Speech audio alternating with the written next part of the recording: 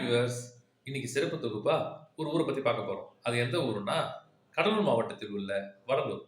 வடலூர்ல ஒரு முக்கியமான 3 இடத்த பத்தி தான் பார்க்க போறோம். முதல்ல தர்மசாலை, அப்புறம் சபை, 3வதா மேட்டுக்குப்பம். வாங்க ஒவ்வொண்ணா இந்த வீடியோல பார்க்கலாமா? இதுதாங்க தர்மசாலைக்கான பிரதான சாலை. இந்த வழியா நேரா போனோம்னா நம்ம தர்மசாலைக்கு போயிடலாம். இந்த பிரதான சாலை வழியா பல சத்திரங்கள் இயங்கி மக்களுக்கு அன்னதானம் வழங்கிட்டு வராங்க. குறிப்பா இந்த சத்திரம் தர்மசாலையின் முதலாவதாக அமைந்திருக்கு. 1950ஆம் ஆண்டு முதல் கள்ளக்குறிச்சியை சேர்ந்த திரு வெள்ளையனாசாரியால் உருவாக்கப்பட்டு அவர் வழி வந்த திரு வி.ஆர். தங்கராசன் இந்த சபையை நிர்வகித்து வராங்க. இது மேலும் வள்ளலார் மன்றம் என்ற பேர்ல சிறப்பாக நடந்துட்டு இருக்கு. இங்க மாச பூசம் மற்றும் வருடாந்திர பூசமாக தைப்பூசத்திற்கு அன்னதானம் வழங்கி மக்களுக்கு சேவை செஞ்சுட்டு வந்துட்டு இருக்காங்க. இந்த பிரதான சாலை முதல் வழியாக நீங்கள் நுழைஞ்சு உள்ளே போனீங்கன்னா கிட்டத்தட்ட ஒரு 1 கிலோமீட்டர் ஃபுல்லாக சத்திரம் தாங்க. வருடம் இந்த இடத்துல நிற்க கூட முடியாது, அவ்வளோ பேர் அன்னதானம் வழங்குவாங்க.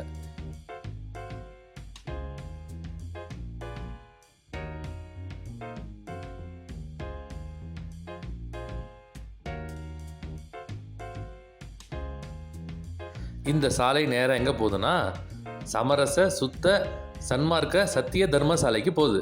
அதுதான் பிரதான தர்மசாலையான வழி. இந்த தர்மசாலை தான் மெயினான ரோடு. இந்த பார்த்தீங்களா, இந்த பக்கமாக நேராக போகும்போது இப்போ பாருங்களேன், இப்போ லெஃப்ட் சைடில் பாருங்கள், இந்த ஒரு தர்மசாலையை அவங்க நடத்துகிறாங்க. பார்த்தீங்களா, இது ஒரு சத்திரம். இவங்க ஒரு சத்திரம் நடத்திட்டு இருக்காங்க. ஒவ்வொருத்தவங்களும் மண்டபம் கட்டி அவங்களுக்கான அன்னதானத்தை வழங்கி வந்துட்டுருக்காங்க. வள்ளலார் சொல்லியது போல வாடிய பயிரை கண்ட போதெல்லாம் வாடினேன் என்ற சொல்லும் பொய்யாக்கும் வகையில் இன்றளவும் மக்களுக்கு அன்னதானம் வழங்கி மக்களோட பசியை போக்கிட்டு இருக்காங்க இந்த தர்மசாலையில். இதாங்க இந்த தர்மசாலை தாங்க முக்கிய தர்மசாலை. இங்கே ஒரு அடுப்பு எரியும் பார்த்தீங்களா, இந்த விளக்கு தான் வள்ளலார் ஏற்றி வைத்த விளக்கு. இந்த விளக்கு எப்பயுமே அணையாது. இங்கே தினமும் 3 வேளை சமைப்பாங்க. அவங்க 3 வேளையும் விறகடுப்பால் இந்த அடுப்பு வச்சு சமைச்சு மக்களுக்கு தராங்க. இதுதாங்க அந்த இடம், சமைக்கிற இடம். இந்த இடத்த வீடியோ எடுக்கிறதுக்கு முன்னாடி நாங்கள் அவங்ககிட்ட பர்மிஷன் கேட்டு தான் வீடியோ எடுத்தோம். வாங்க இப்போ சபையை பார்க்கலாம். இந்த சபை நெய்வேலியிலிருந்து கடலூர் செல்லும் பிரதான சாலையின் வலதுபுறமே அமைந்துள்ளது. இதாங்க நுழைவாயில். இந்த நுழைவாயில் வழியில் நம்ம உள்ளே போனோம்னா சபை தெரியும் பாருங்கள். இந்த சபைக்கு சமரச சுத்த சன்மார்க்க சத்தியஞான சபை அப்படின்ற பேரில் இந்த சபை நடந்துகிட்ருக்கு. தைப்பூசத்திற்கு பல லட்சம் மக்கள் இந்த சபைக்கு தரிசனம் பண்ண வருவாங்க. அந்த கூட்டத்தை கட்டுப்படுத்த விதமாக இந்த சபைக்கு முன்னாடி ஒரு மண்டபம் கட்டிருக்காங்க. இதாங்க அந்த மண்டபம்.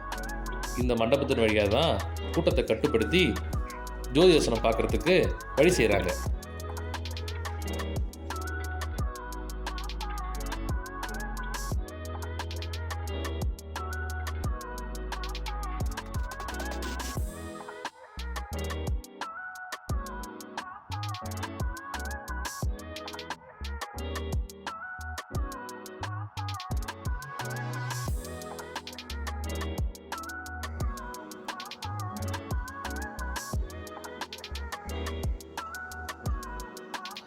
அருட்பெரும் ஜோதி அருட்பெரும் ஜோதி தனிப்பெரும் கருணை அருட்பெரும் ஜோதி.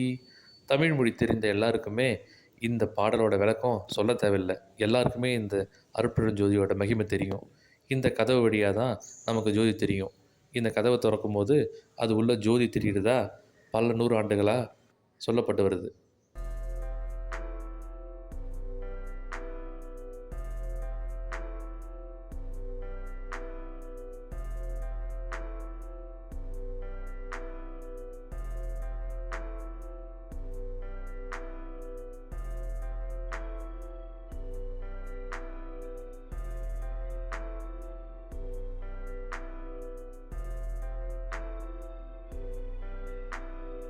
வாங்க நம்ம இப்போ அடுத்து மேட்டுக்குப்பத்தில் இருக்கிற தீஞ்சுவை நீரோட்டத்தையும் சித்தி வளாகத்தையும் பார்க்கலாம்.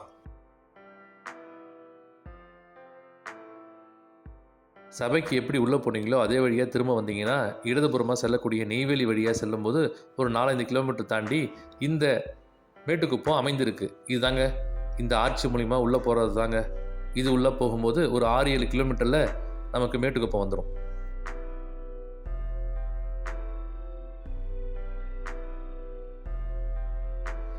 மிகப்பெரிய அரச மரமும், ஆலமரமும் சூழ்ந்திருக்கிற பக்கத்துல ஒரு கோயில். அந்த கோயில் பக்கத்துல பார்த்தீங்கன்னா, இது தாங்க அந்த தீஞ்சுவை நீரோடை.